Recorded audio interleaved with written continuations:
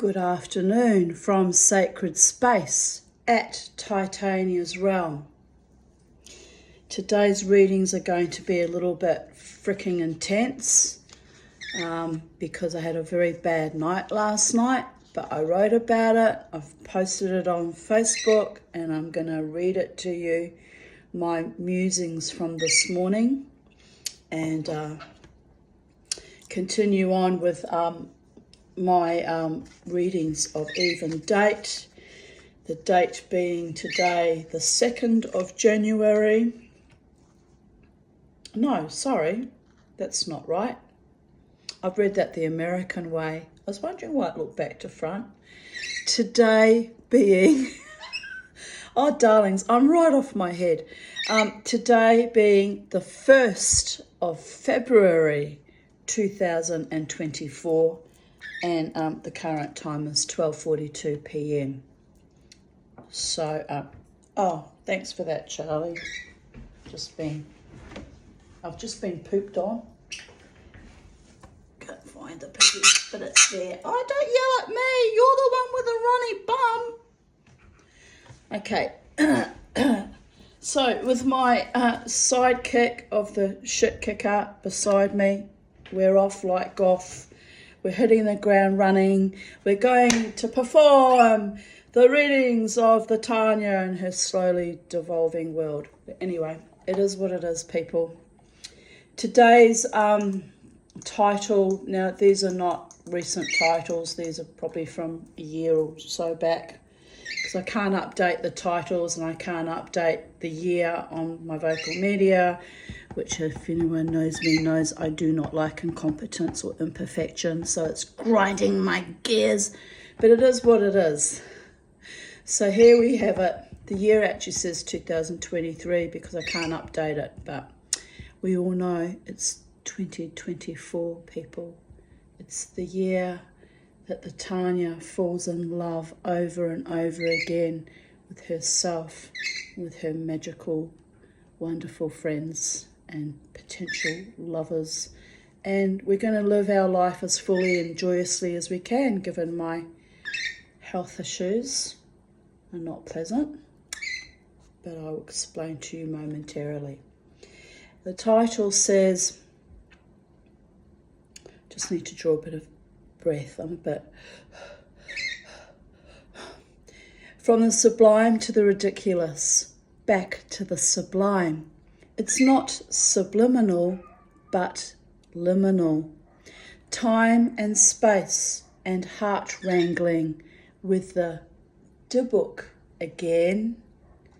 I think the Dybbuk's sort of, he's not on my roof every night now. I think he's gone to do the fandango and fuck up someone else's vibe for a while. But I could be wrong. There was a little bit of unusual things happening during the night, which I will explain momentarily. But is it the Dybbuk or my protective spirits? One never knows. Anyway, I posted a photo of me, and this is in the early years when I first started wearing corsets going out. So Lynn took this photo. We were stirring up her husband, something chronic, for a bit of a laugh. He's a lovely man. He took it all very well, actually. He's a gentleman. Also, you know, after being friends with his wife for 35 years, I consider him a friend too. But he used to kind of resent me and hate me 35 years ago. I was an acquired taste. But now he kind of appreciates me now. The getting of us all getting old together and of wisdom. But anyway, that's one of my earlier corsets, which was quite cheeky with all the little ribbons and bows. And so I loved it, but it was like not very good boning, and it didn't really, hold me very well. So so I learnt after a year or so of wearing these not very well made corsets to spend the money on proper steel boning, people. Women of the world, if you're going to wear, and trans women of the world, if you're going to wear corsets, invest in good quality steel boned ones. Otherwise you sort of extrude everywhere flubbery out of your seams. That's not good. I must get myself another pair of lovely gold earrings. I bought those. They would have been bought with my inheritance, and I lost one. So I melted down the other one along with my gold cufflinks I got in my story I was regaling you with yesterday, how I came to get those gold cufflinks and how they've been transmuted into a blob of gold. Well, one of those earrings went into that. So I must buy, when I have money of course, you know, another pair of lovely gold gypsy earrings, because I really liked those earrings. And I think I looked quite lovely, given that even back in those days I wasn't all that well. So I've been fighting this fight a long time. Anyway, that photo was taken on Friday, which meant I was about to go dancing. The 1st of February 2013. So what's that? 11 years ago. I was 58, I'm 58 going on 59, so 11 years ago. I was 47 going on 48. Well, there you go. So I've been doing this dancing and strutting my stuff and wearing my regalia for a long time, people. This is my persona now, and I love it. I love it. 1st of February 2024. As I said to my friend Scott recently in Alter Egos, I said, you know, Scott, I really am an oddball and an eccentric, and I really am very unique and odd. I'm an oddball. I'm also very broken and constantly rebuilding. And he was so heartfelt and sweet to me. He said, and I love you just the way you are, Tant. He means platonic love, not anything funny, people. And he said, and I wouldn't want you any other way. And you know what? That sat with me since we had that little chat a few weeks back. And I thought, how wonderful. You know when someone's a true friend to you, when they tell you that they love you in all your weirdness and quirkiness and, by the way, kintsugi brokenness. That is so beautiful, and thank you to my Scott. He's not mine, don't get me wrong, but you know, I use the possessive pronoun a lot. I have since infancy. But anyway, he is my Scott in the sense that he's a beautiful friend to me, and I deeply cherish and value that friendship. So, to you, Scott. Frankly, anyone that loves me in my weird, quirky, oddball ways is a hero or a heroine in my eyes, because it's a bit full on, people. And now you get to have a taste of why it's full on. This is how my brain functions after a night of sleeplessness and peeing all night. 1st of February 2024, 11 a.m. So I wrote this 1 hour and 49 minutes ago. Pardon me. Charlie, stop drinking my tea. I don't think tea is good for birdies. It's not all that good for women with dying bladders either, yet I persist.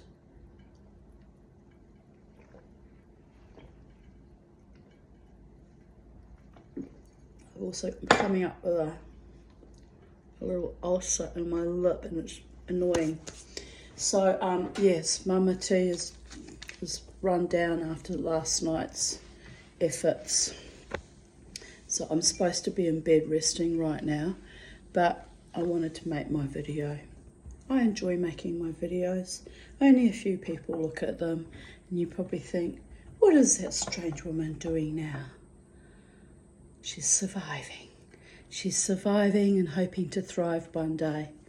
Oh, look, coming up in bloody pimples again. Oh dear goddess. Anyway, where were we? We begin. I will focus now. 11 a.m.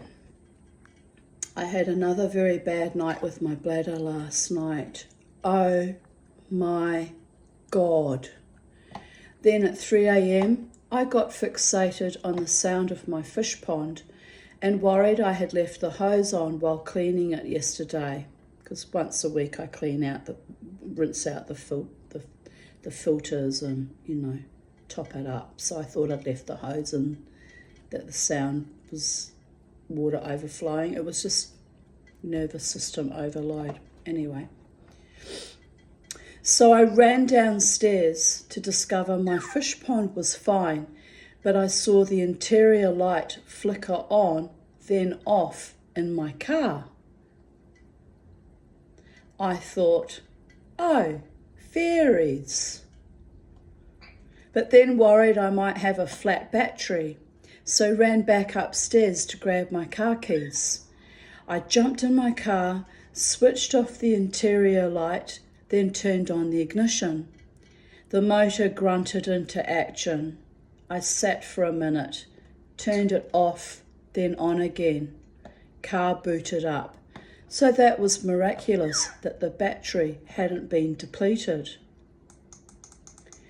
So I go back to bed, try to sleep, but up every 20 minutes to half an hour, which had been like all through the night prior to that as well. I finally get a few hours sleep from 5 a.m. My cleaning lady texts me at 9:57 a.m, worrying that I might be dead as she could not raise me. I hear the text and leap out of bed to let her in. Lucky I had left my phone on last night. She would have actually called an ambulance and thought I was dead. So there is that. Anyway, I hear the text and leap out of bed to let her in. The poor woman gets scared when I don't answer the door, as she will have the job of finding me dead one day. Sad but true. I tell her, I am not dead, but almost, and I am just a zombie today after a very bad night. I kept a diary the past weeks of all my bladder activity during the night, as frankly, it's astonishing and crazy-making. The Betmega or Mirabegron is definitely not working, which is freaking me the fuck out because it's an expensive drug and I've been on it for 11 days and it should have started working by now. Shoulda, woulda, coulda, but not. Anyway. Oh, and last night I started watching The Sound of Freedom, which is intense and about children, 2 million each year, who are kidnapped from their homes and sold into sex slavery. So I watched it halfway through, but got triggered, as I knew I would when I started watching it, by the way, but also exhausted. So went to bed at 11:18 p.m. Then the intense pishing started at 12 a.m. So literally barely in bed and up I was running to the toilet. Oh dear goddess. So I'm not sure whether the intense bladder activity was caused by the stress of working on my, pardon me, I've just had baked beans and toast for breakfast at like midday-ish, and it's repeating on me, people. Everything repeats on me though. Caused by the stress of working on my bracelet for 4 days, or the triggering from that movie. But I had a very bad night on the night of the 29th and 30th of January also. So this is just me now. You know, the previous night was only up 3 times. It was actually comparatively a good night. But last night was a night from hell. Oh dear goddess. At one point I was up every 20 minutes, 15 to 20 minutes. I couldn't believe it. I thought, am I in some hell loop? Am I actually, is this even real? But the bladder said, yes, I'm perfectly serious. You need to pee now. So up I went. Oh, and while turning my car on, or turning it over to check on the battery, I noticed my neighbour Timsa was also awake during the night, probably with similar issues. although being a man, it'll probably be a prostate issue. I haven't asked him about it because it's private and it's embarrassing, but he's often up at the same times I am, and that can't be a coincidence, people. He must be unwell too. It's getting weird. He would have wondered if I was going to kill myself in my car, as it was literally 3 a.m, lol.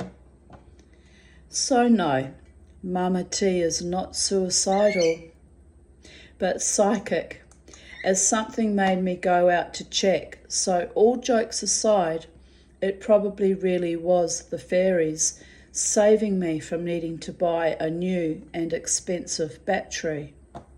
Gratitude to my invisible protectors, whoever or wherever and whatever dimension you are. I mean, it was just a bit astonishing when I went to check the pond that it was actually the light that was the problem in the car. But something wanted me to rush outside to have a look, and I'm glad I did. Oh, and I had to laugh.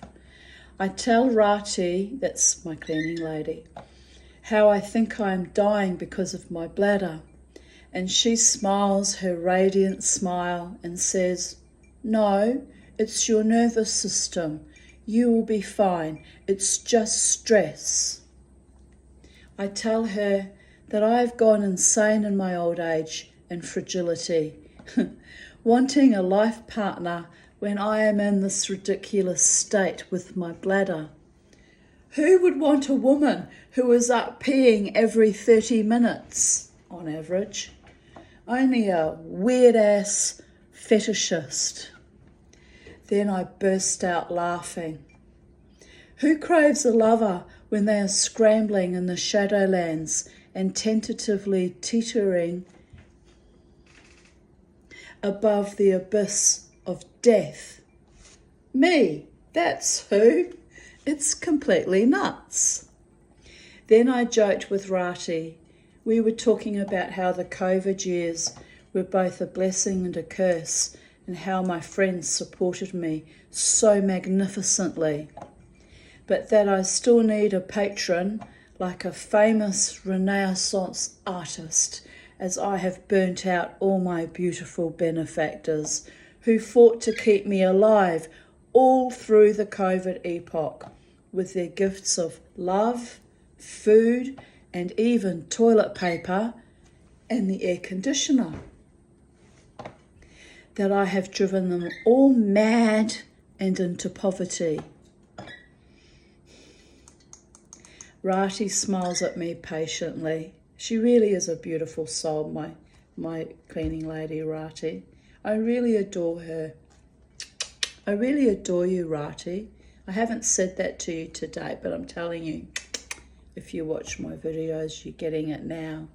She's the most soulful, beautiful Muslim woman, and she just radiates peace and joy and love and light, and I'm grateful she's in my life. I really am. She smiles at me patiently. She knows how my mind unravels when I am sleep deprived. She waits patiently for the punchline, literally with this look on her face. I tell her I am not even a famous artist and unworthy of the immense patronage I have already been given. In fact, I am merely a famous asshole. Then we both howl with laughter, and suddenly everything is right again in my world. I am blessed with such wonderful souls in my life who see me and love me anyway. Even with my slowly dying bladder, my occasional suicidal ideation, now less occasional since I started Bet Meager 11 days ago, my sleepless, cantankerous, berserker surrealism, and my weird, dark, fucked up sense of humour and of the absurd. Courage in the face of my own mortality. Sigh, sighs. Yesterday I woke up to discover that some spider bot, or AI, had sent me the phone number and the entire conversation in texts that I had had with Simon up until he cut contact on 12th of December 2023. It was like a nudge from the multiverse to contact him, which I did not. It's weird that arrived in my messages, as he had not sent me a new message. It was just previous texts. So I knew it was not him doing it, but some weird fucking ghost in the machine. And also, if a man wants you, he lets you know, not sends algorithms to haunt you, for fuck's sake, laughing my ass off. Or stalk me, since he's not haunting me really, since he's a living man, but it's a bit like the former lover that was a sexual partner that haunts and stalks me on occasion. It's all a bit weird. So anyway, this guy and I didn't end up becoming sexual partners because well, you'll hear about it now. I got so weirded out as 2 nights prior, I finally deleted all our messenger texts and had actually deleted his number a few weeks ago, and all the iPhone texts.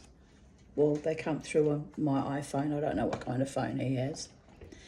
So having this regurgitated back to me was a tad astonishing. I read through the messages again.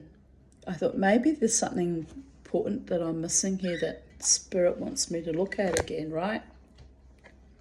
It was important enough for some entity to send them back to me. I thought, this must be a sign. I don't know of what, because if a man wants you, he calls you himself or makes contact. Sorry, I'm falling over here on my phone. I've got to fix it. I've got to recalibrate, people. Anyway, it was a bit astonishing. I was quite astonished, and I've sat on it. This is, the following day, and I'm still thinking, maybe I should ring him and say, what the actual fuck? But he'll just think I'm crazy. I can prove, well, not now that I'm filming on my iPhone, but I can prove that all these messages just randomly showed up yesterday morning. It was really odd. Anyway, I read through the messages again, saw with sanguine sadness that we had actually had a nice blossoming friendship until it got too weird when things shifted into forming a sexual relationship. So he, lol, bailed on me. Me, the Tanya, who takes her blossoming, recalibrating, opening up to life, sexuality, very, very seriously indeed. So I got enraged by the whole bullshit psychotic game that I believe was played on me. So no, AI can send me our old conversations 1,000,000 times, but I am not crawling after any man. Like, please.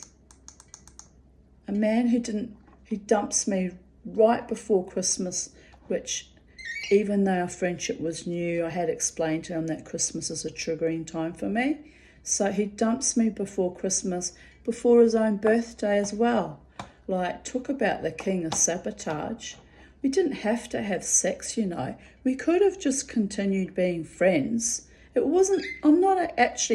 did feel rejected and betrayed, but it's not actually really about the sex. It's about just the random dropping me like a hot cake out of the blue. It was just bizarre. Anyway, it's okay. I've got bigger loves and better loves. They might not be, requited or able to be returned because they're also, in a situation where they can't do that. But I have people who love me. I'm not desperate. I'm waiting for the one quite patiently, even with my dying bladder, which is insane, people. And I continued on. It's bad enough I made a damn fool of myself, falling in love with my married friend who humours me so sweetly, but knows I am harmless and also a bit fucking pathetic. But never in my life, even as a young, beautiful woman, have I had so much romantic attention from men all at once, which is pretty ironic for a 58-year-old woman with a screaming dying bladder on her very last nerve, hoping against hope for true love to distract me from my careening, harrowing, death spiralling. No? So what else is new? I have an algorithm that's a weird-ass matchmaker. An algorithm that spies on my YouTube videos, so draws in madmen on dog day afternoons who weren't serious about me. Thanks, Simon. Hilarious. Algorithms that report to other government entities that I am in decline and weakened, so they will be observing my infamous death with wry satisfaction in the peanut gallery, knitting madly. Off with her head. But wait, motherfuckers. Methinks you do project my death so imminently and too soon. What's the actual expression? How does it go? The reports of my death are greatly exaggerated, or words to that effect. Yeah, it's a bit like that, people. I know there's a few people out there who are my enemy and sitting back and with schadenfreude going, oh good, the bitch is starting to decline. Quick, front row seats. Well, anyway, the peanut gallery, knitting madly, off with her head. But wait, motherfuckers. Methinks you do project my death so imminently and too soon. So up she rises, that wild, mad bitch, in all her glory, as a defiance against invisible algorithms. I will be dancing again tomorrow night. Everyone look busy when the Tanya arises and arrives in her full femme fatale regalia and glory. It will be formidable, a force to be reckoned with. Charlie, what are you chewing there? Stop that. Life force recalibrated from the epic Meshuggah, that means insanity, and gravel rash of my entire existence, as I do every weekend, smiley face.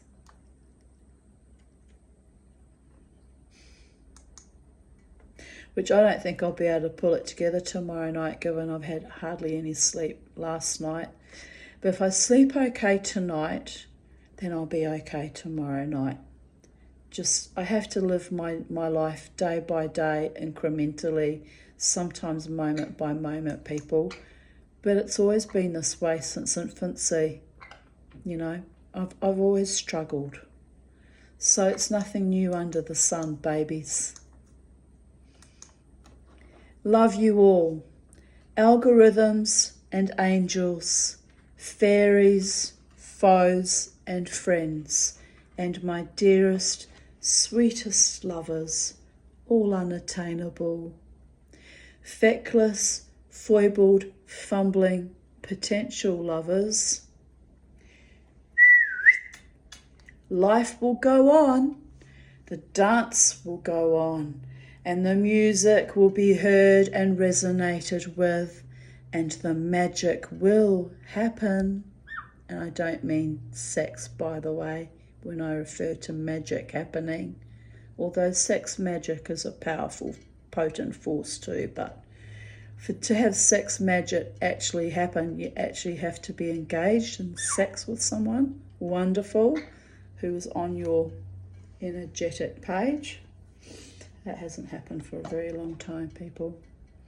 Not that I ever had sex magic per se, but oh, there were a few rare birds that were wonderful lovers, just saying.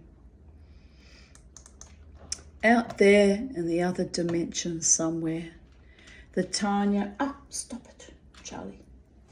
The Tanya can hear his song. Yes, come to me, you're being annoying. Get up here, stop chewing everything. Can't chew the keyboard, I need that. Yes. The Tanya and the Charlie sitting on her shoulder can hear his song. He's been singing to me for quite some time that I've been opening up more and more, answering his calls, and yes, I welcome you, I invite you into my life. But he took so freaking long that now I might not survive long enough to enjoy him when he comes. She'll be going round the mountain when she comes, yee-haw. She goes, no, Mama, you're not going anywhere. The Tanya can hear his song. Sing it, baby, but please don't fuck it up this time. The Tanya is running out of time, patience, and forbearance. Lol. So, forever running around in that hell loop circle of hoping against hope that my true love will come into my life and choose me and stay with me and not be a complete nutter or sadist this time. Someone kind and authentic and loving and loyal and faithful to me, right? What do you reckon, Charlie?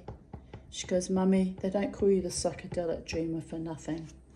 I know, I earned all my nicknames. Some of them were gifted to me by spirit, like that one was. They knew me too well, Charlie.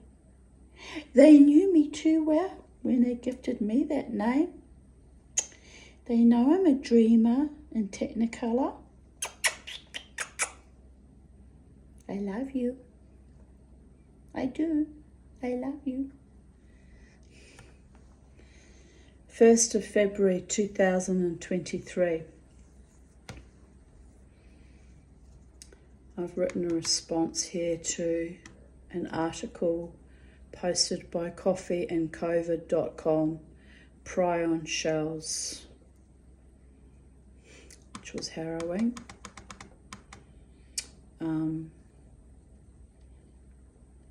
I said from the beginning it was a deliberate act of war and a global genocide. As usual, I was deemed crazy. Not so bloody crazy now, are we? But people dying of turbocharged mad cow disease is a specious evil that even my mind is struggling to calibrate. Yes, Charlie, mad cow disease. It might explain, why are you doing that? It might explain why people were turning in circles, staring behind them before they fell dead. Something infecting their brains. Pray for us all. This is going to get worse. And I hope that's just an irrational based fear that I have, like the irrational based fear that no one will ever love me and that I'm dying. But of course, everyone dies eventually. But I'm just wondering if I'm just a little bit vulnerable and a little bit catastrophic because of lack of sleep and being up all night. Because it's hard on the nervous system, you know, the lack of sleep and the peeing every 20 minutes. So I'm trying to be gentle with myself and not live in fear consciousness, which was hard given that we were immersed in fear consciousness and death cults for 4 years. So, postman just went past, but no mail today. No mail. So here I post a photograph. It was a lovely, oh Charlie, gross. It was a lovely sterling silver card case, but it was so battered that I decided to cut it up and transmute it into other things. So I'll show you. I'll just scroll down. Here's me cutting it up. It was a beautiful case. In a way, I regret cutting it up now, because even though it was battered, it was still quite pretty. And here's me with my disc cutter, cutting out little love heart shapes, which, you know, I wanted to practice doing. And here's my harvest of little love hearts made from that antique card case. So yes, there is that. For a dying woman, I've been very productive even in the last 4 days making this bracelet. So it's not surprising that my nervous system is actually overloaded and I'm starting to be overly activated with my bladder and my mind unraveling because I'm actually exhausted, people. I've been overachieving, as is a common problem with trauma survivors and survivors of child sexual abuse. We're constantly trying to prove our worth and our value and find meaning and, oh my goodness, all over the floor, Charlie. Find meaning and prove ourselves that we deserve and have a right to be alive and that we merit and deserve to be loved, hence all my YouTube videos and weird writings and ramblings and all my art projects. They're all manifestations of me trying to carve out a space on planet Earth where I feel I've earned my right to exist at all and at the barest minimum and at the most optimum beneficial outcome to succeed and thrive in all my undertakings and have true love and family around me and happiness. It's the undercurrent of all of that, overcompensating, overachieving, overproducing, even in the face of my own illness and feeling quite weak and vulnerable, acting all superhuman and warrior goddess and powerful. The undercurrent of that is actually that I'm fighting against time and death and ill health and my poverty issues and my trauma. I'm in a constant state of war, which is why I get a little bit overactivated at times and like now, drained and exhausted from it all. Because even though in the Ojibwa tribe I'm nicknamed Mustang Quay, Mustang Woman, because I push and push and push in my energy against all the odds, even a Mustang Quay has to know when to lie down and rest for a while. So there is that. So anyway, continue on. 1st of February 2022, 11:39 p.m. I've had a few lovely spiritual days in spite of the searing heat. Today I got my hair done so I feel glamorous again. I also picked up a few silversmithing supplies.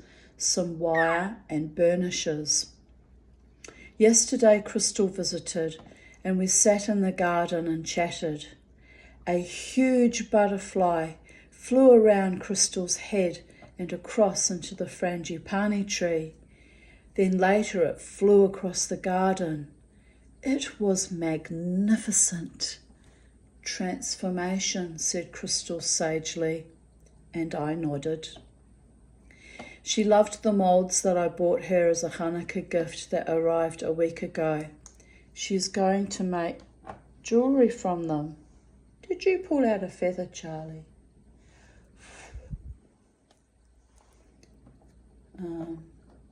Then a butcher bird sat above our heads in the trees and with a soft trilling sound sang to us.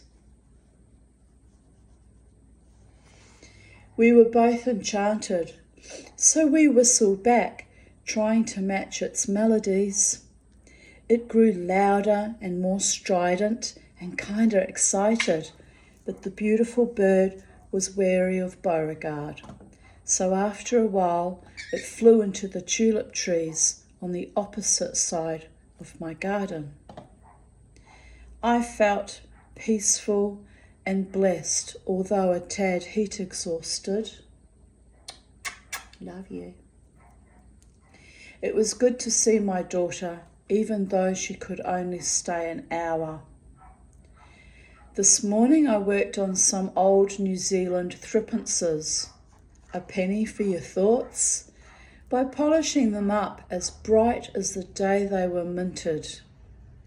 Tomorrow I might solder shepherd's hooks onto them for earrings, or rather the next day, as tomorrow I am going to visit Lynn.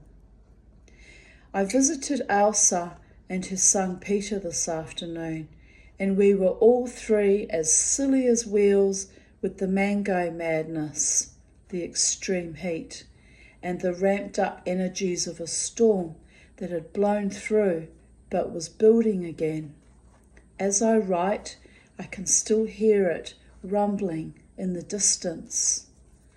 Tonight, fueled by my own unique brand of insanity, I have texted my former lover, he who shows up like a shadow puppet every 3 or 4 months. Oh, Tanya, really, really? This is because I have been intuiting his approach since the 15th of January, and he did indeed walk past me on 16th of January. That was when I was at drumming. And that got me thinking about the intensely strong telepathic bond we have, even though he has never fully chosen me. Strange. Perhaps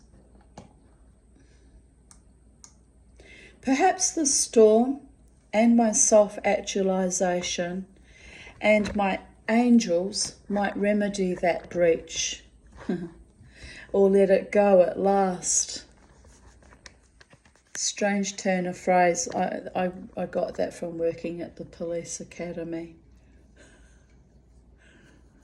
They wanted to put me on a breach once for walking through a garden, so we had to remedy the breach. Fuck off. Seriously, dickheads. They were actually just bullying my co-worker who walked through it first, and I merely followed her, and I knew they were out to get her, so I defended her, and I got breached for defending her. This is how bullying and horrible they were. Bastards. Anyway, as if I cared. I was on a traineeship. I had nothing to lose. It's a shitty job anyway. I didn't give a flying fuck, actually. But anyway, it is what it is. It's a very abusive work environment too. Very abusive. I had police staff come to my desk in tears, crying, needing counselling because they couldn't trust their own police counsellor. And I'm not even a therapist or a professional counsellor. So I was just like, don't you think you should go and see a professional like outside of the force so you've got some kind of backup? And they went, oh, we'll lose our job. Oh, they had them all by the short and curlies in that system. It was evil what they did to their own police staff was beyond evil. Back in 1999 to 2000, this was when I worked there. I finally get a job for the first time in years, and I'm thrown into a vortex of hell, right? Which I was barely calibrating from, and then I'm having to heal all the other staff around me. People who'd been working all their lives and were professionals, right? Coming to me for protection and for guidance and for just basic human decency and love. So, yes. My rehab officer at the time said to me, you're functioning in this job at a much higher level. She said, you're the trainee here, the shit kicker at the bottom of the rung.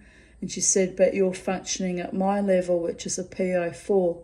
She said, you're highly intelligent, Tanya, and you've been underestimated and abused all your life. She says, but your peers recognise you, your intellect and your heart. She was a beautiful soul who loved me unconditionally, by the way. So there was that. But yes.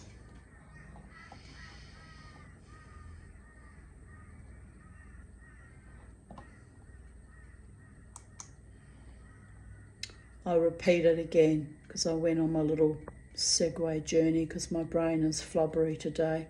It really is. Perhaps the storm and my self-actualization and my angels might remedy that breach or let it go at last. Amen, sister. I will give myself credit for my tenacity, resilience, and my loyal heart and recalibrate my meridians. All of them.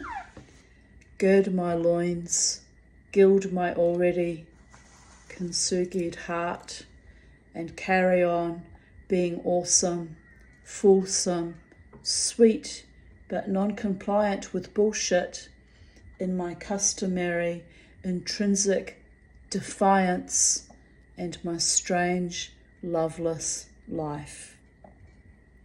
The butterflies and the singing butcher bird were significant messengers after all, actual auguries. Sing a song of sixpence, a pocket full of rye, 24 blackbirds baked in a pie. A pirate song, the one who keeps his eye on me, even from a distance of avoidance, repudiation of time and space. To you motherfucker. I quoted him the Georgie Porgy rhyme, but this little girl is done crying over spilt milksops and wasted timelines. And to be fair, I don't think he receives my texts anyway, so I am, as usual, just pissing in the wind, and only the gods, fae, spirits and ancestors that truly love me ever hear my witticisms and my proclamations of love, however sardonic. Funny old life, but all good. The transformation, the transmutation, the alchemy, the causal, casual catalyzation of my core, and the preeminent, inevitable cauterization has begun, like a caterwauling cat on a hot tin roof.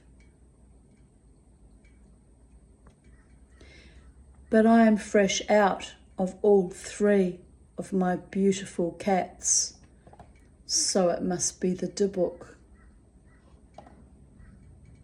Have no fear, my angels are working on a mutually beneficial solution. But as usual, They work in a different dimension, and I lack enough patience and trust. It's true. It's a problem. That lack of patience and trust I have acquired after decades of abuse.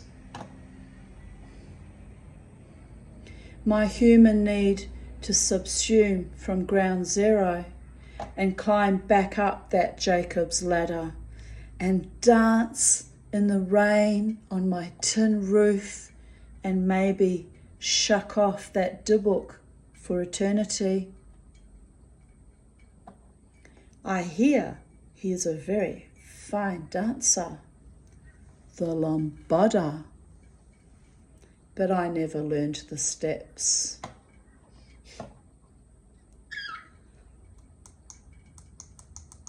So I will stick to my triumphant tribal stomp, and the beating of my heart shall pound out the Morse code of the ages in an echoing, streaming scream that calls the one from his own shallow, moribund oblivion and revives the love that is eternal, true, and ours.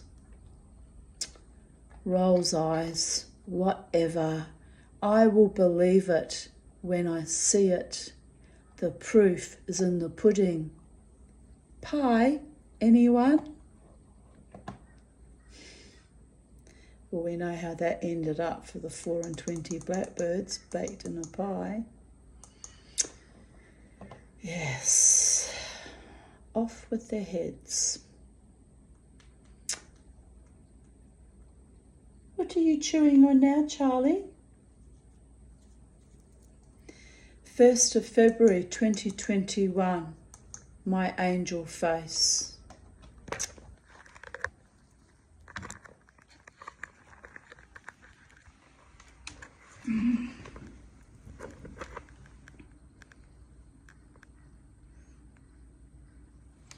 My little angel face, my beautiful little boy, my handsome one, my bow,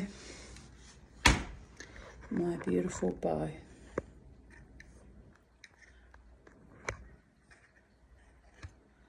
Got a craving for chocolate now. I have to go to the shops, I have to buy food, I have to buy chocolate, I have to do so many things today, and I'm wrung out from lack of sleep, so it's probably not going to happen. I've got plenty of lollies here, plenty of lollies. If I had a man, it would impact our relationship, Bobo. He would be jealous of your sweet, loyal, faithful, unconditional love. You would growl at him and bite him because you too would be jealous. Pardon me. I would be stuck in the middle like I was when Miss Bella Rosa was alive and Courtney's friends threatened her and me, so I had to choose us. He did love Bella though, more than he loved me. No man has ever loved me, Bobo, and if they did, albeit briefly, I could not trust in it, especially when they wrangled other girlfriends and or mistresses or generic supermarket checkout chicks in my face. All my lovers did that. So it's not me that was jealous or insecure. It really was some fucked up sexual predator domination shit on all their parts. I learned to not give a fuck, to just ignore or deflect and carry on my walk through life alone. Safer that way, saner too. So Bobo, we are not remotely interested in finding you a human daddy. Mummy gets the heebie-jeebies just thinking about it. It's just too gross to contemplate and launches me into full-on suicidal ideation. I blocked my former love interest last night. He has never contacted me, apart from trawling after me at the casino and at drumming in the past. He shows up, now that he has a steady girlfriend, on average once every 3 months at drumming, like a bad case of herpes. But I decided that it's time I let go of any hope for a better outcome with him or any other man. I have a fairly good idea that although he never communicates directly with me, that he does stalk me via social media. A silent assassin. Maybe I am paranoid. Maybe I am completely right. But I have observed his pattern of passive-aggressive behaviours over the past 7 years. What date was this again? What year? 2021. So 10 years now.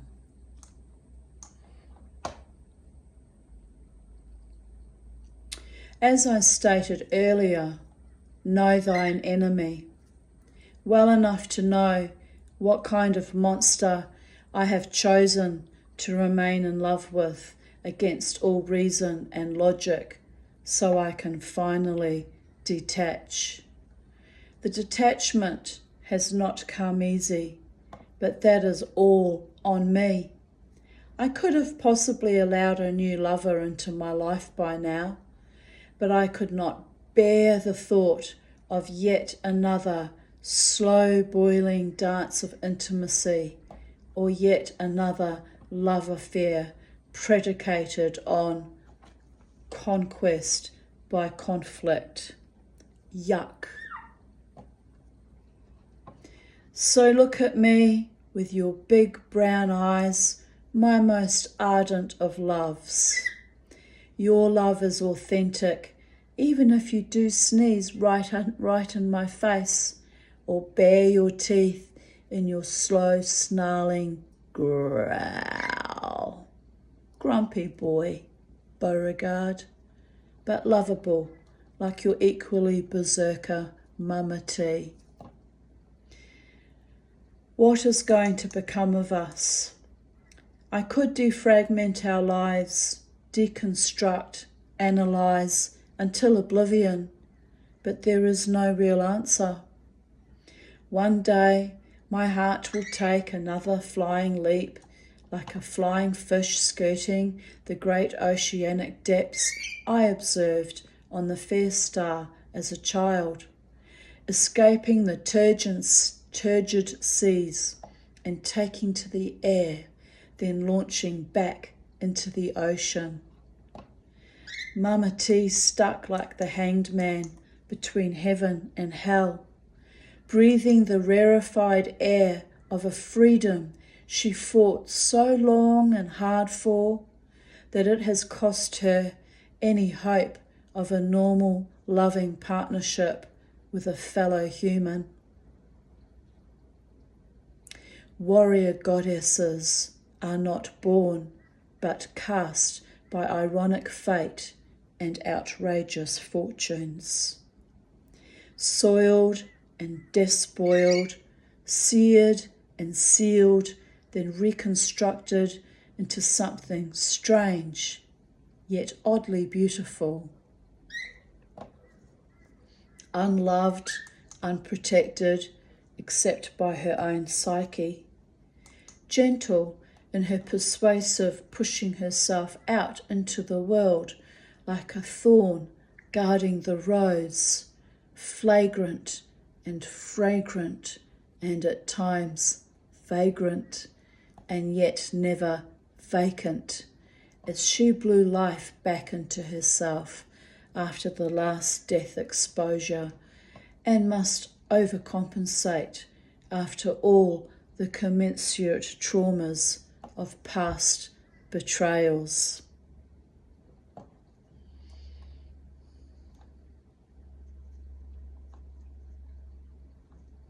It's too hard. Too hard. But she's doing it anyway.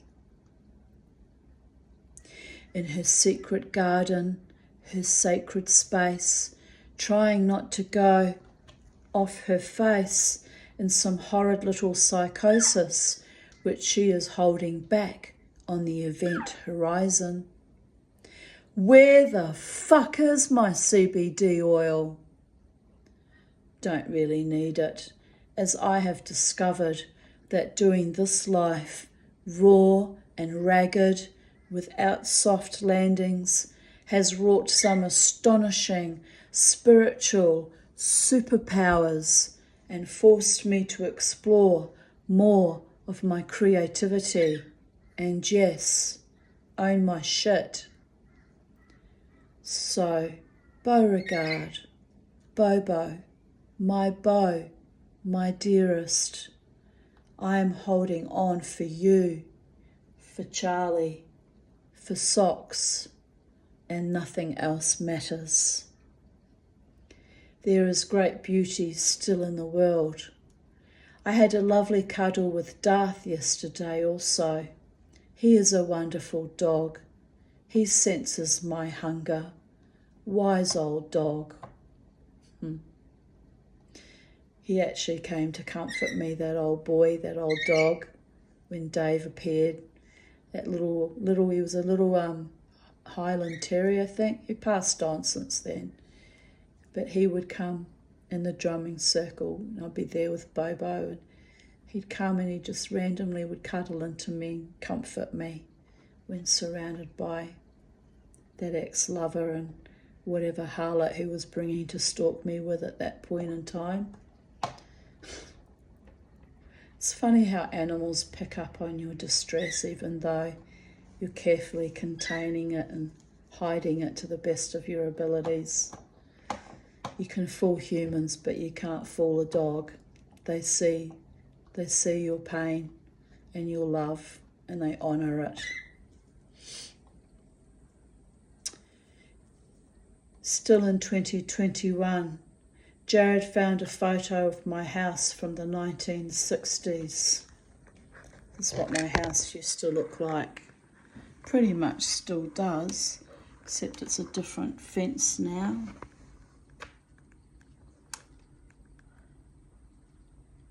Sweet.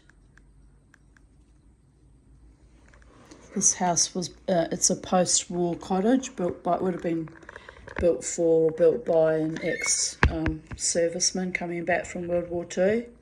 So it dates to the, late 1940s, I guess. So funny that it now houses a warrior goddess who's fought against all odds for her mere survival.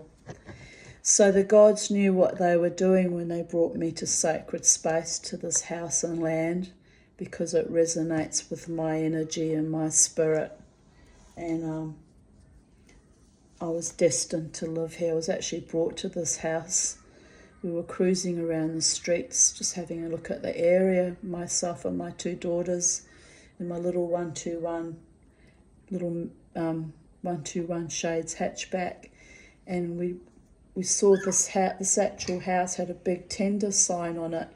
So we drove into the driveway and I looked up. We were living in Mount Gravatt East, just one suburb over, and paying private rent, and expensive private rent. And I looked up and I said to my daughters, what a quaint little house. I wonder what it would be like to live here. And Crystal said, yes, I wonder too. I think it would be lovely to live here, Mummy. And we nodded, and Jasmine did her usual characteristic sneer because she's so fucking narcissistic and spoilt. Nothing's good enough for her.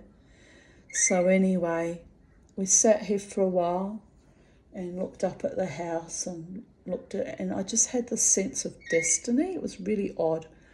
Anyway, we drove away and we didn't think about it, again. And then 2 months later, I got a call from the Department of Housing saying they had a house for me and I had to look at it very soon, and I had to make a decision very soon, or they'd give it to someone else. I think they gave me, they gave me the keys. I had 2 days to let them know. There was a lot of pressure about it, which I found odd, but anyway. I walked into this house, and as I'm walking up the stairs, I thought, I've been here before. I had this vague memory of being here. And, I walked into the house and I looked around. Now, at that point in time, the floors had been freshly polished. It was beautiful, and the walls were freshly painted. It's been it'll be 21 years in May that I've lived here. And so I'm looking around, and I could hear, not actual, real children's laughter, but I could hear the reverberating spiritual sound of children's laughter. And I thought, this is going to be a nice home for me. I will heal here, and I will have happiness here. And it was a long, slow process of healing babies. Nearly 21 years living in this house. But I have healed. Also nearly died a couple of times while I've lived here, but I have healed and I have recalibrated, and I am fighting on. And the returned serviceman that built this house would be quite proud of me, looking after his home and garden for him. And part of me, everything is kismet and destiny and fate, but I was literally brought to this home before it was even, available to be rented by the government. How trippy is that? Very trippy, but true story. Actually did happen. 8:02 a.m. I woke early, around 7 a.m. Got up, gave Charlie and Socks their breakfast, had a cup of tea, felt flat, so came back to bed, lying here resting, but also processing. I had such intense dreams the last few nights, a repetitive one about conducting an exorcism at a friend's house. The friend, who looked like Margot, was terrified. She had just moved into a new home which was seriously haunted or infested. I fought the Dementor spirit long and hard. I woke up at 1:58 a.m. busting to pee, so that cut that nasty dream short. I had a weird experience after drumming yesterday. I went to have dinner at Jackpot Dining at West End, which is one of my favourite places to go and eat. I was eating my entree of spring rolls when a South African family arrived, parents with 2 almost adult kids, a son and a daughter. I could tell they were Jewish because they were so incredibly nosy. I became aware I was being stared at with great intensity. Now bear in mind they would have seen my tattoo, so they would have been curious to know if I was Jewish. But I didn't say anything. I was in one of my moods where I'm just being reclusive and weird and a bit difficult. And I was also weirded out because I'd been to drumming and was always worried about Dave showing up and all that weirdness, Anyway, I think drumming had been a bit weird that day too. Dave hadn't shown up that day, but there was some other reason why I was a bit kind of on edge and decided to have dinner before I returned home. And also I kind of had the dog with me because usually I brought Bobo to drumming with me, and I wouldn't have gone for dinner if I had Bobo with me. So I must have been on my own that evening, late afternoon, early evening. But anyway, I became aware I was being stared at with great intensity, like it was actually kind of rude how they stared at me, all 4 of them. The husband, it was utterly weird and inappropriate. The wife turned to glare at me, because wives think when the husband's staring at you that you've done something seductive, or, you always get the blame, don't you, when you're a single woman on your own, eating out on your own, living your best life. It's just ridiculous, but that's our society, people. Anyway, the wife turned to glare at me. I kept my face passive in my classic resting witch face, blank, non-committal pose. Wife looks back at her husband. He was still gawping at me inanely. I started to feel irritated and uncomfortable, but decided to rise above it. I picked they were South African when Daddy started showing off by holding court, which was for my benefit, by the way, and I picked up on his accent. Mummy looked a lot like my ex-friend Gail, right down to the same haircut. Oi, triggering. My friend Gail also happens to be Jewish, by the way. Daughter was wearing a t-shirt that said, Harley Davidson, Bahamas. How very parvenu, I thought. But the kid thought she was cool, so let her be happy. Her entitled, obnoxious daddy resumed staring at me. Their son also turned back to stare at me briefly. Yuck. But he was more obsessed with convincing the parentals to go over to the Boundary Hotel for drinks. Meanwhile, how does this shit even happen to me, seriously? Meanwhile, on the street, going past the Boundary Hotel, some ochre white trash woman was screaming abuse. I glanced briefly, but I am not interested in any drug-fueled fracas. I am eating my dinner. The entire South African family actually stares with an intense myopic glare at the fracas. Then the daughter stares at me also. I almost laughed as she was directly facing me and looked like a possum with her intense little gaze. Chip off Daddy's block. Mummy resumes watching me also, but sees I am both uncomfortable and unimpressed, so starts laughing. I laugh back at her. Jesus, bored rich people, no bloody couth. It was insane. Daddy starts to realise that I am getting quite angry about the constant staring, backs off mildly to tell his kids that he thinks he will take them to the Boundary after all so they can get Mummy smashed. Delivered triumphantly with a smirk.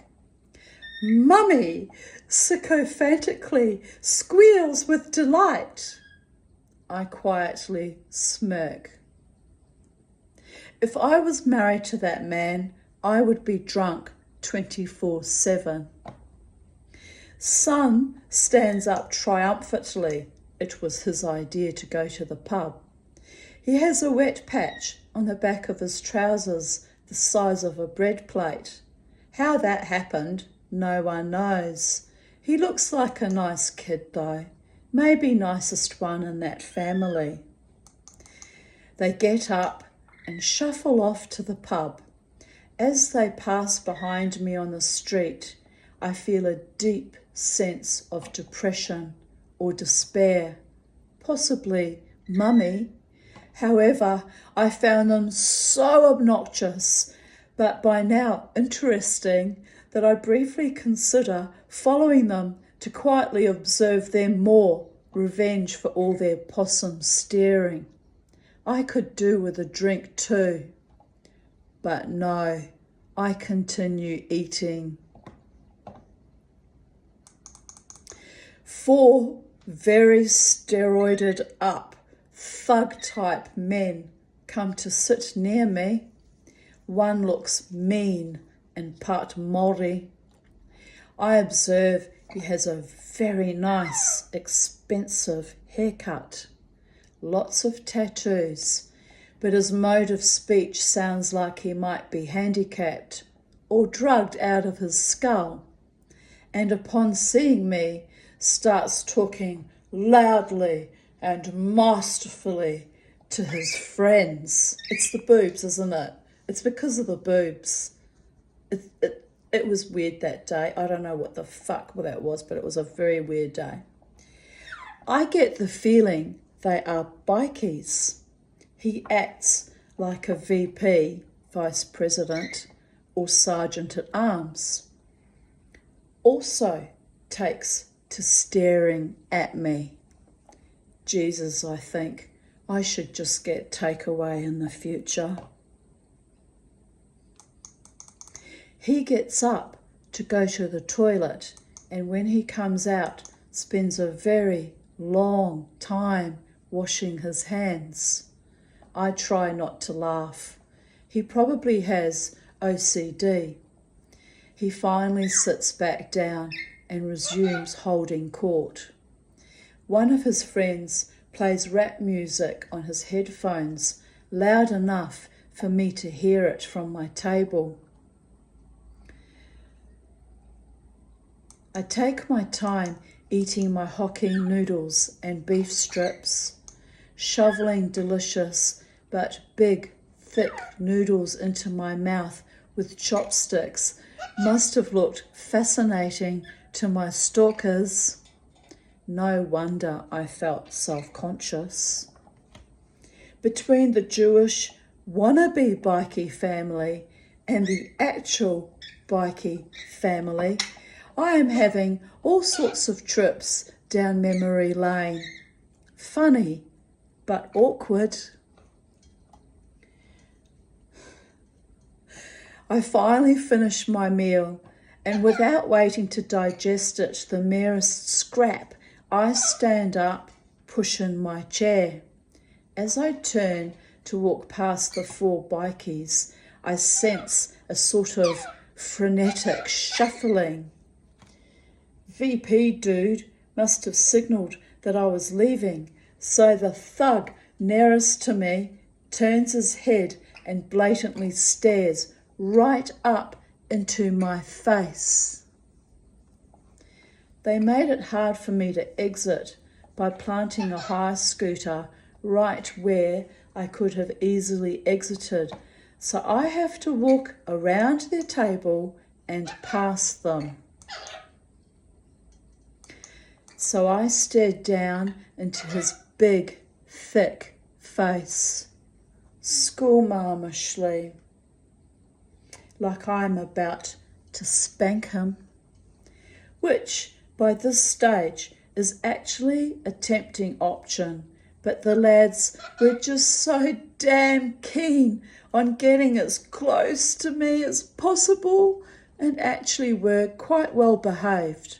So, call it, Tanya. I resist the urge to lower my glasses down my nose, to poke fun at him. Know thine enemy before introducing humour. Although, being Maori, they probably would have seen the funny side and would have laughed along with me, right? But still, it was a little bit full on, a little bit weird. So I was trying very hard to behave.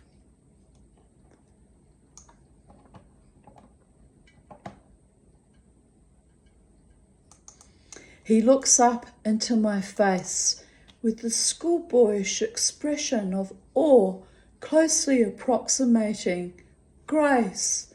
Oh!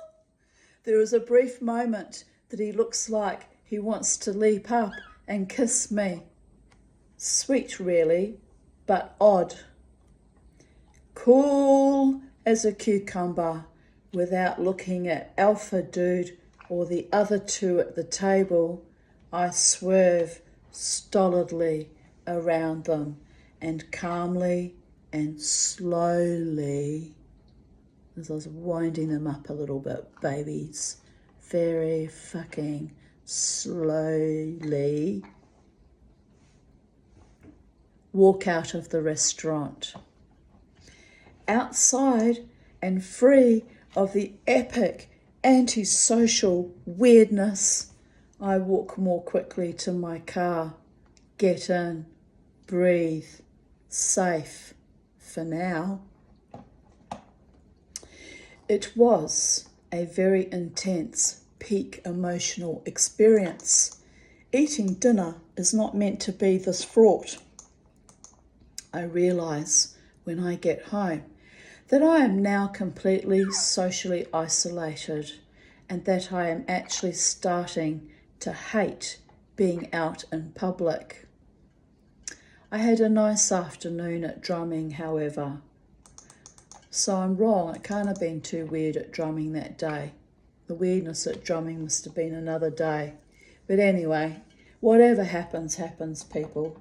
Whatever happens, the Tanya rides through it like a fucking warrior goddess, queen and a champion. And a legend in her own mind, by the way. Complete with trauma activation and anxiety.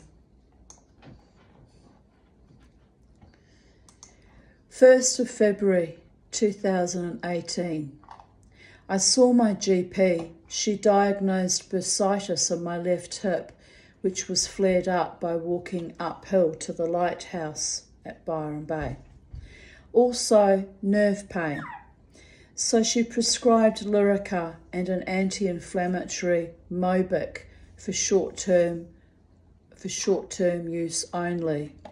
Lyrica will help me sleep as it knocks you out. Great. No, trying to get me fucking on that antidepressant spiral again. The cunts. Won't be going there again, babies. Ever, ever.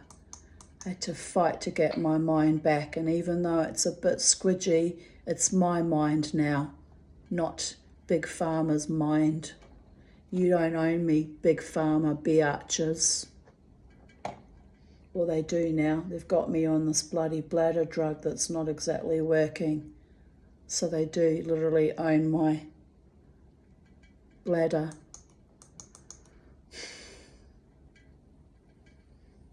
It's grotesque, people. It's utterly fucking grotesque what I'm having to do to survive.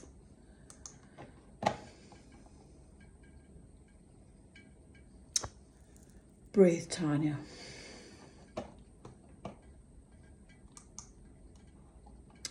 Let the healing commence. I am trying to be free of medications. So far, so good. Hopefully this bursitis flare-up is temporary. Mama T has living large to do. Ha ha ha. Amanda from the coffee shop introduced me to a young woman named Alana. It was weird how much we had in common. Similar background of crazy, fucked up, violent parents. So we had a long, lovely chat, but I was glad to get home as I was feeling a bit drained after. Also, my leg hurts. So you know, as they say in homeopathy, like cures like, and lessons will be repeated until they are learned. Alana, by the way, subsequently did complete a suicide. Sad. I tried hard to talk her down, but it's why I went home drained. I kind of had a feeling that she was not going to be with us for much longer. She'd made up her mind. After the lies we've had, who can blame her really? It's heinous. But she was young, and I was hoping that she might turn herself around long enough to get some quality of life before she dies, which is what I've been trying to do for the last 8 years since my suicide attempt also. Get quality of life, true love and joy and peace and happiness and maybe even prosperity. And let's face it, it was always hopeless from the very beginning. I should have bowed out Alana style, but the gods kept kicking me back to earth for more torture, really.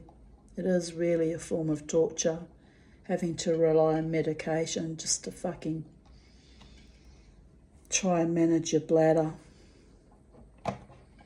So, Alana, may you find rest and peace in the Ein Sof Or, and may the next time the gods send you back to planet Earth or any other incarnation anywhere in the cosmos, may they grant you a kinder, sweeter life than the lives we had as children.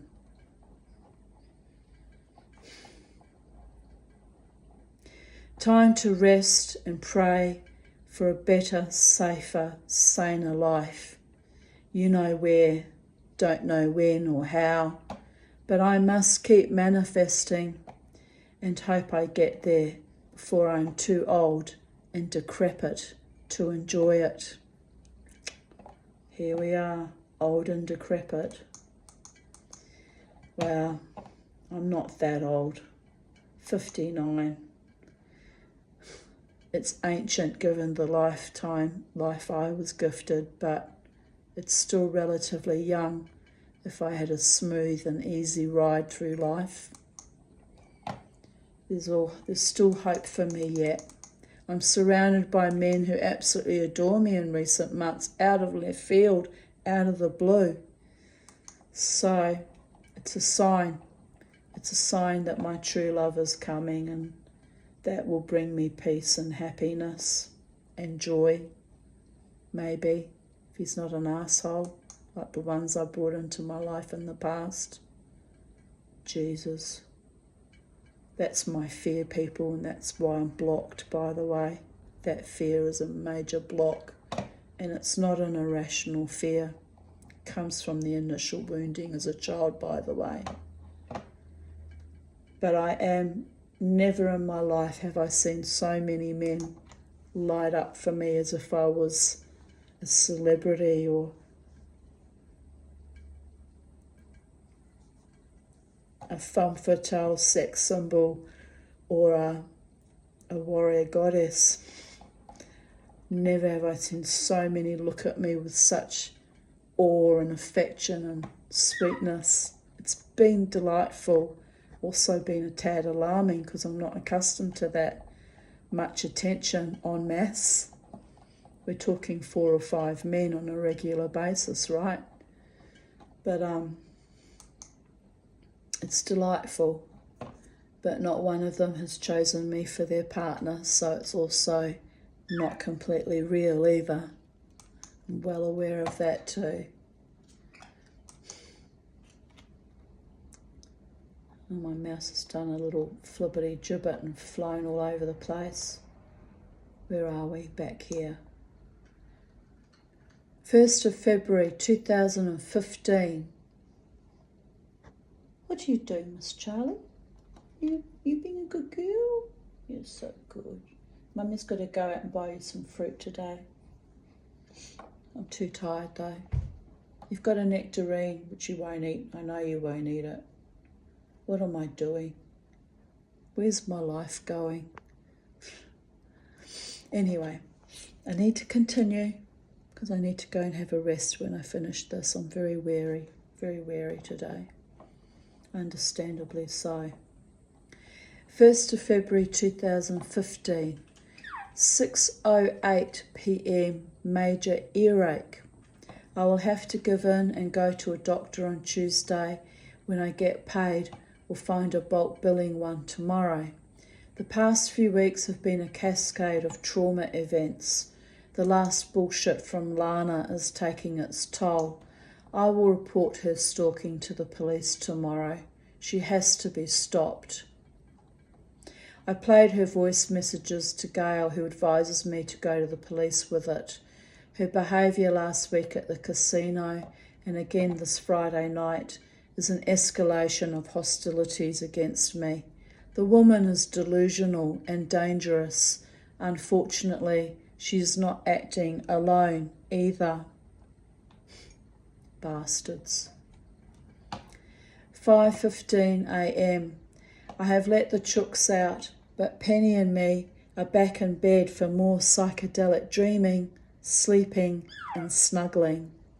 She is already on her side of the bed, purring in anticipation of the mama's snoring and sleep talking. At least someone loves me. Charlie loves me, don't you, Charlie? Yes, you do. You was a good girl. You should see her. She's sitting in here. She's sitting here next to my mug, licking the skull, which has probably got a bit of salt on it from the salt block that I normally keep next to it, and muttering away to herself.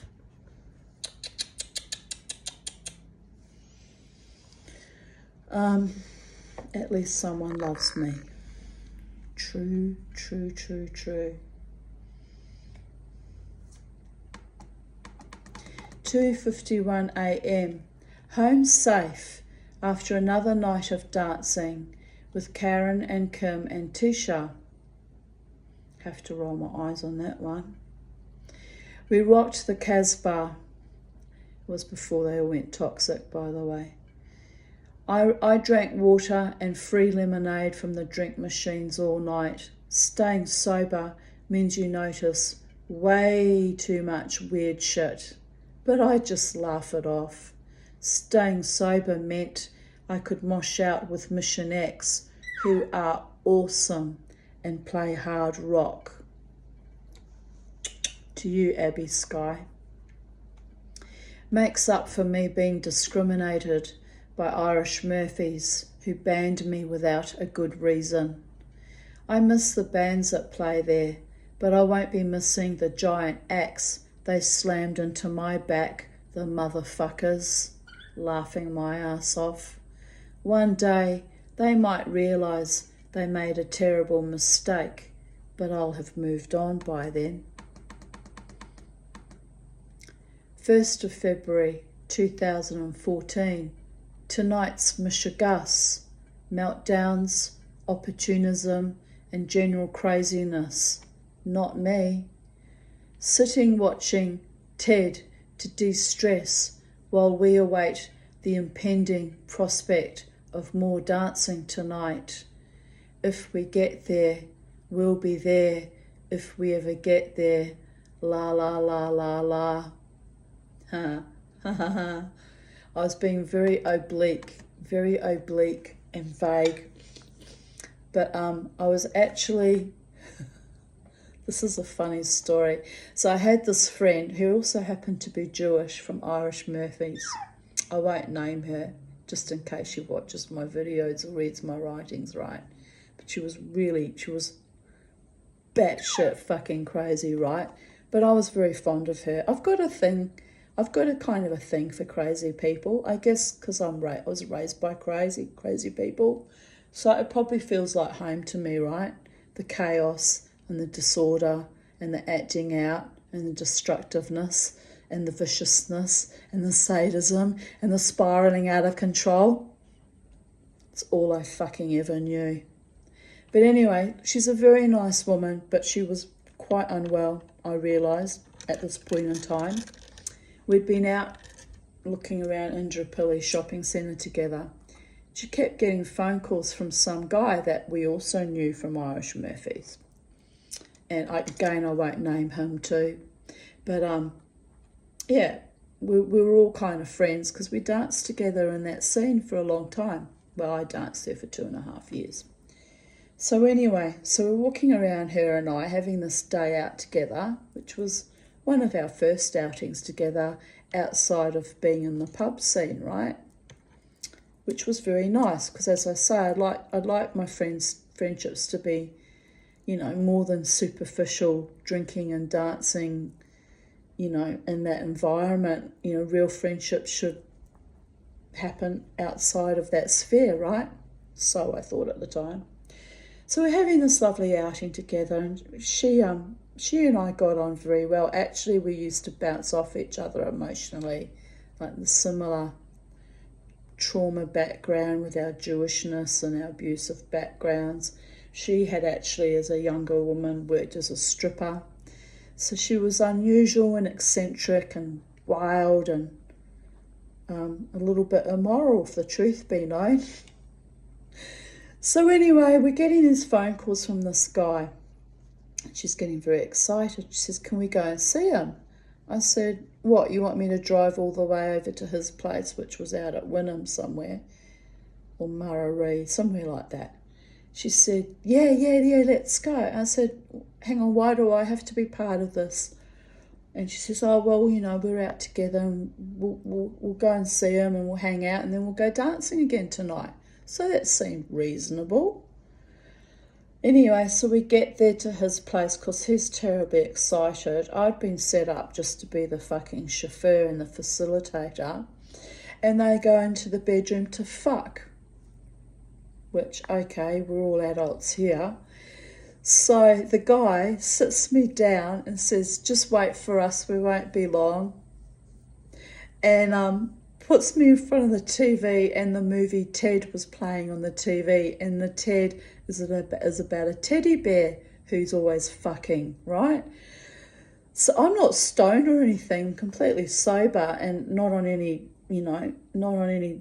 apart in those days I would have been on my usual psych meds, which are psychotropic, but I wasn't on any mind-altering drugs, like I wasn't under the effects of cannabis or anything. I had smoked a couple of their cigarettes, actual cigarettes, not cannabis. But I'm sitting there smoking all her cigarettes, which I don't normally smoke, people. So my limit is 2 cigarettes because I worry about my lungs. But I'm listening to them fucking, watching this movie of a teddy bear fucking, triggered by listening to simultaneous sounds of them grunting in the bedroom.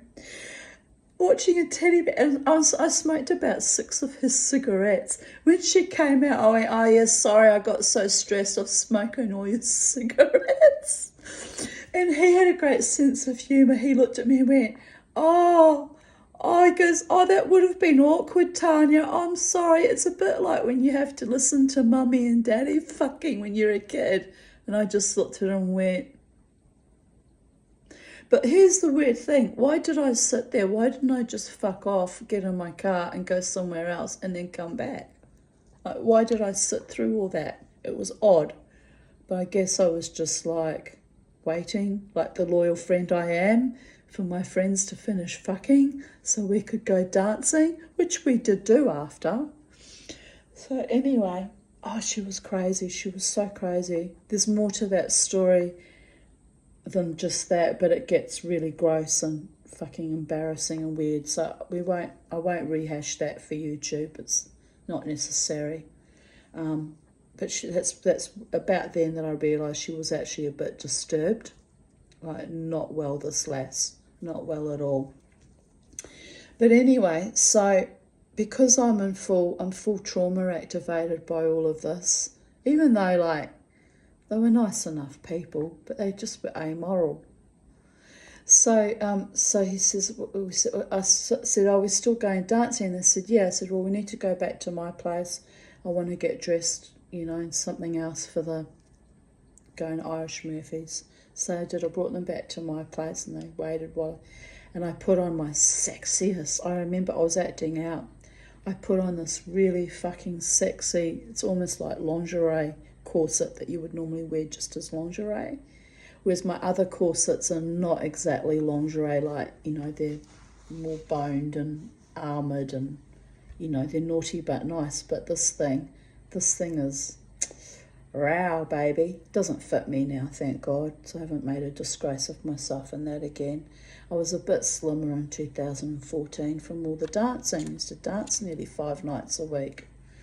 So anyway, I put this thing on. I come out. I nearly said his name. Anyway, the guy just looks at me and goes, are you wearing that, Tanya? I went, yeah. I said, you two have had your fun. It's time for me to have mine. He just looked at me. He went, I'll buy you an ice cream later. I went, okay, daddy. Like, we were just taking the piss that I was being made to be this child and that I was now acting out, right? It was kind of a weird dynamic went on there.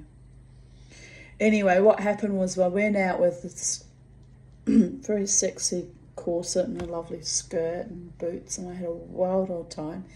And then when he dropped me home, he said, I'm buying you an ice cream. I said, okay, Daddy. I was just taking a piss. But he did. We stopped at McDonald's. He bought me an ice cream and I sat there. Regress looking at my ice cream, because you know me, if you know me well, I love ice cream and lollies and sweets of all kinds. So he knew how to humour little Miss Five, who was triggered and activated by their sexual congress. Anyway, the bloody bastard, we ended up not being friends after that, because he went down the pub and went on about how crazy my friend was and bad-mouthing her that she was a big slut, right? So word got back to me, because people, gossip in that incestuous little viper's den. And so I went to him, I said, I hear you calling my friend a big slut. He said, oh, well, she is, isn't she? And I went, you were hammering on that fucking mobile phone while we were walking around the shopping centre, pressuring her to come over. I said, number one. Number two, I brought her there, and I asked you 3 times before I brought her there, what were your intentions towards her, like a real man and a father might. Even he sort of smirked. He went, yeah, you did actually. And I said, and you and her, as 2 adult, mutually consenting adults, decided to go and fuck, by the way, while I'm being traumatised watching a teddy bear fucking. And he went, yeah, I know, that was a bit weird, Tanya. I said, and now you have the gall to tell the whole pub that she's a big slut. I said, have you looked at yourself? What do you think you are? I said, you're the biggest fucking slut I ever met in my life, I said, and there's not enough ice creams are going to change my opinion of you now, boyo. And then I walked off. He just looked at me like this. And we never spoke again. But occasionally, after that event, when things would be a bit dangerous and I'd be walking up past the pub and drunks would kind of try and follow me up the street and weird shit like that, he'd come out of Irish Murphy's and he'd look at me and I'd look at him and he'd give me a little nod and I'd give him a little nod back. And he'd follow me like a little fucking puppy dog, like a little chihuahua bodyguard puppy dog with his long rat's tail down his neck, protecting me. A few times he actually came out to protect me. So yeah, message received loud and clear. He got the message. He was a big fucking slut. But he had to be called out on his bullshit by the Tanya.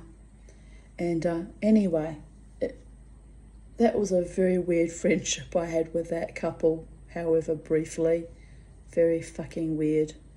And but don't ever come to me and call my women friends sluts after you've boned them madly. Like, hello, there's such a thing. It's called loyalty and respect. So anyway, quite frankly, they were both sluts, weren't they? But anyway, we're still friends, this woman and I, on Facebook. I don't engage with her very often.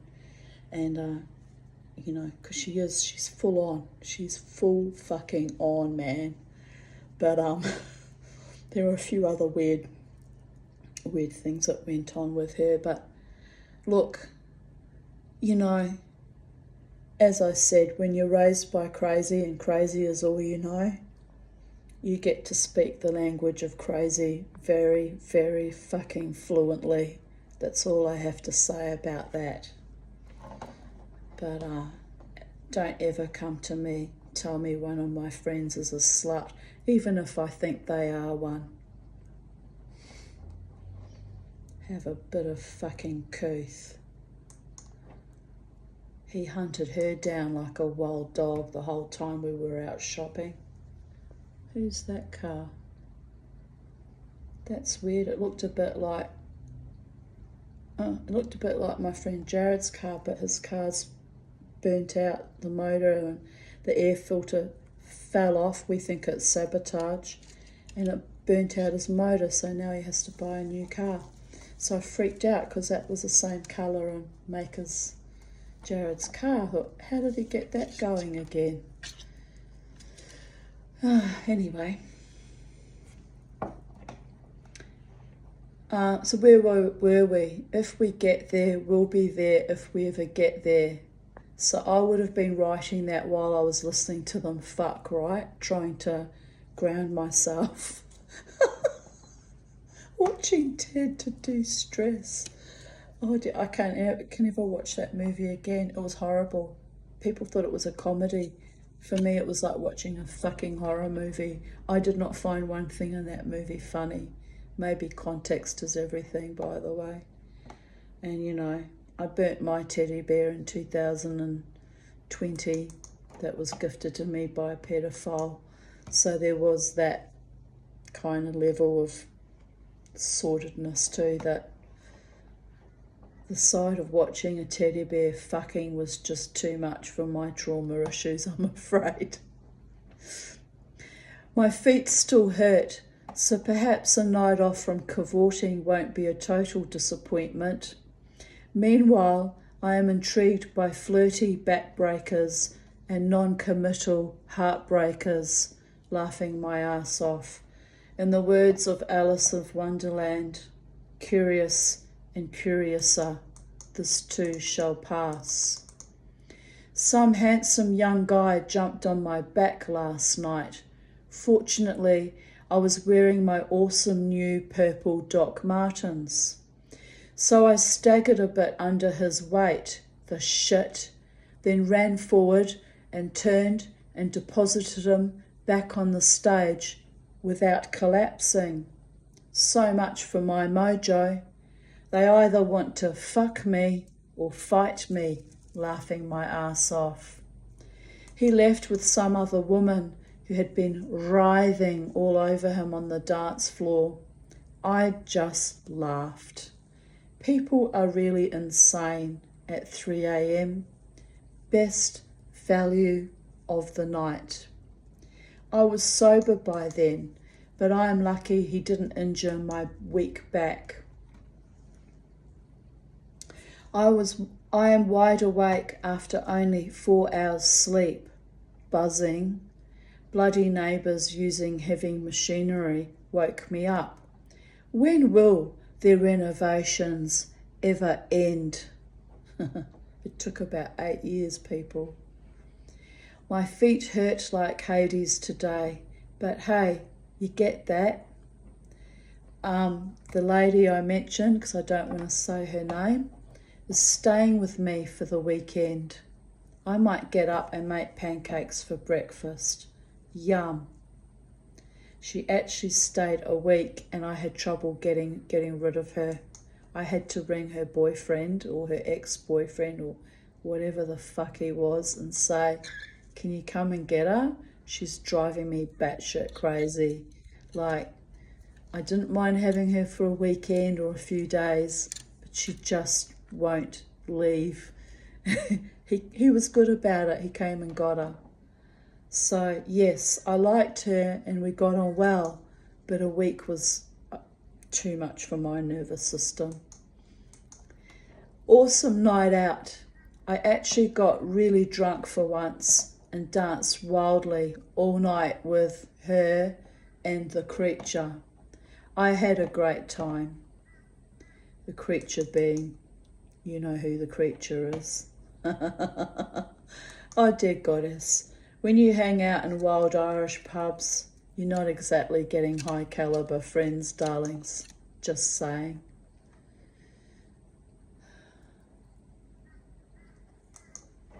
First of February 2011. Hot Tuesday. I am a little melted pool of yuck. It's been a hot day and a hot evening. All I got done today was some dishes, heaps more still in the bath. And I know it used to get out of control, so I'd wash them all in the bathtub in one go to gain back control over my dishes. I drilled holes in a piece of PVC piping I schnorred from the Russian Rubbish. Where'd I get Russian from?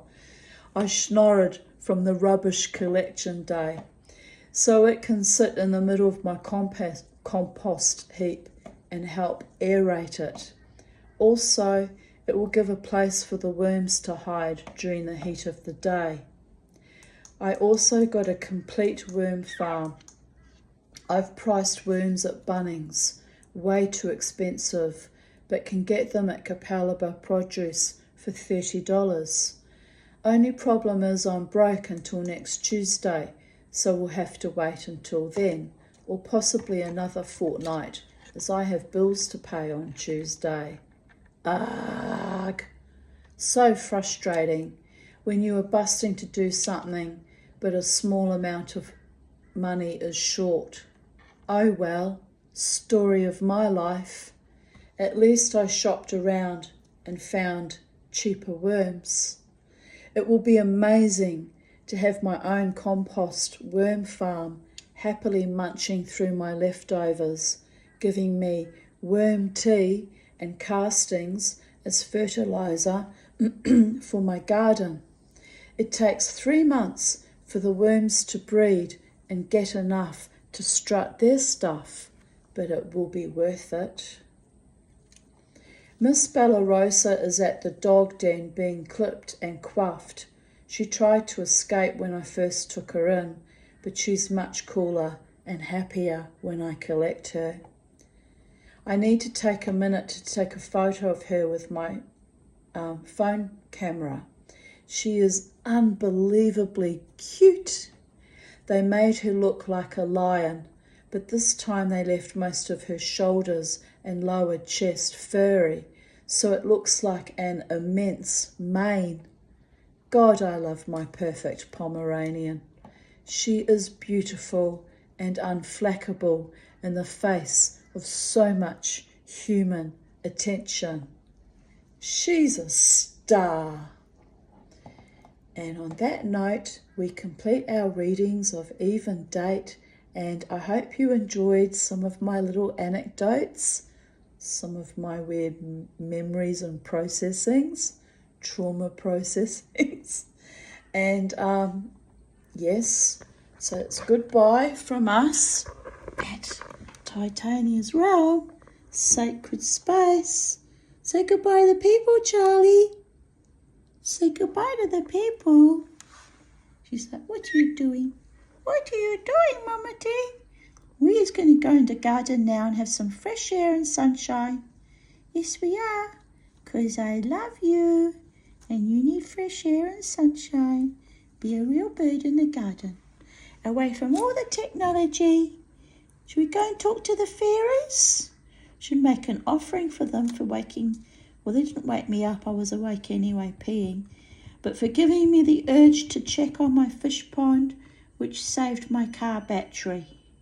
Yes. So out in the garden we go. Have a beautiful day in the space-time continuum, wherever you are on planet Earth or in whatever other dimensions or out in the cosmos are picking up our radio waves.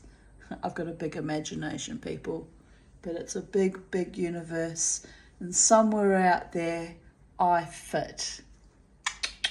Yes, my love, we fit. So God's bless, and as always, stay happy, stay wild, stay free, and may the gods of your understanding bless you and protect you always. Bye from us at Sacred Space.